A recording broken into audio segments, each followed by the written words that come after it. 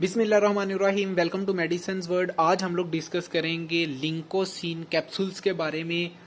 इसके अंदर इंग्रेडिएंट कौन सा मौजूद है, किस क्लास से बिलोंग करता है, इसके यूजेस क्या हैं और इसकी साइड इफ़ेक्ट्स क्या हैं और इसकी डोज कितनी यूज़ करनी चाहिए और इसकी कॉन्ट्राइंडिकेशंस क्या हैं। ठीक है, अगर हम इसका इंग्रेडिएंट देखें तो इसके अंदर मौजूद है लिंकोमाइसिन HCl मोनोहाइड्रेट। ठीक है, जो कि एक एंटीबायोटिक क्लास से बिलोंग करता है।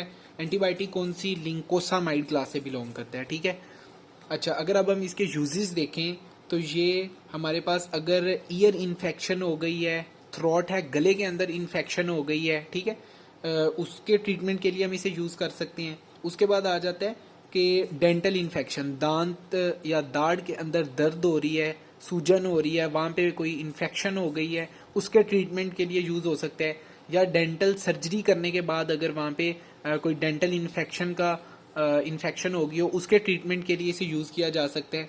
उसके बाद लंग इन्फेक्शन, ठीक है, अगर हमारे फेफड़ों के अंदर कोई इन्फेक्शन हो गई है, बैक्टीरियल इन्फेक्शन हो गई है, उसके ट्रीटमेंट के लिए इसे यूज़ किया जा सकता है।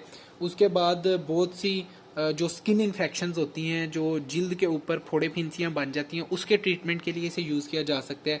उसके बाद जो बोन जॉइंट, ठीक है, हड्डियों और जोड़ों के अंदर जो इन्फेक्शन हो जाती है, उसके ट्रीटमेंट के लिए इसे यूज़ किया जा सकता है। और बहुत सी तरह के अब जो ब्लड इन्फेक्शंस होती हैं, उनके ट्रीटमेंट के लिए जो ग्राम पॉजिटिव बैक्टीरियाज होते हैं, उन्हें किल करने के लिए हम लोग लिंकोसिन कैप्सूल्स या इंजेक्शंस को यूज़ कर सकते हैं। ठीक है, अगर हम इसके साइड इफ़ेक्ट्स देखें तो ये नोजिया, वोमिटिंग, डायरिया, पेचस का लगना या सर दर्द होना, ठीक है, ये इसके कॉमन साइड इफ़ेक्ट्स में शामिल है। अगर हम इसकी डोज देखें तो ये जो अडल्ट पेशेंट होता है वो 1 या 2 कैप्सूल्स इन 24 आवर्स यूज़ करता है, लेकिन ये डिपेंड करता है कि उसकी जो डिजीज़ है या इन्फेक्शन है वो कितनी ज़्यादा सीवियर हो गई है, उसका बॉडी वेट कितने है, ठीक है, तो मल्टीपल फैक्टर्स, उसकी एज कितनी है, उसका जेंडर क्या, इन सारी चीज़ों से उसकी डोज कैलकुलेट की जाती है। तो ये यूज़ करने से पहले अपने फिजिशियन से रिकमेंड करवाएं। उसके बाद आ जाता है कि अगर इसकी कॉन्ट्राइंडिकेशंस क्या है, कि कौन से लोग लिंकोसिन यूज़ नहीं कर सकते। तो इसमें आ जाएगा अगर किसी को कोलाइटस है, ठीक है, अगर इंटेस्टाइन के अंदर इन्फ्लेमेशन हो गई है, सूजन है, वो नहीं इसे यूज़ कर सकता।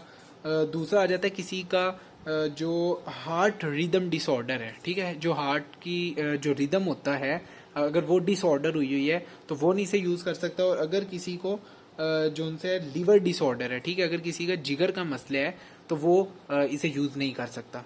Thank you.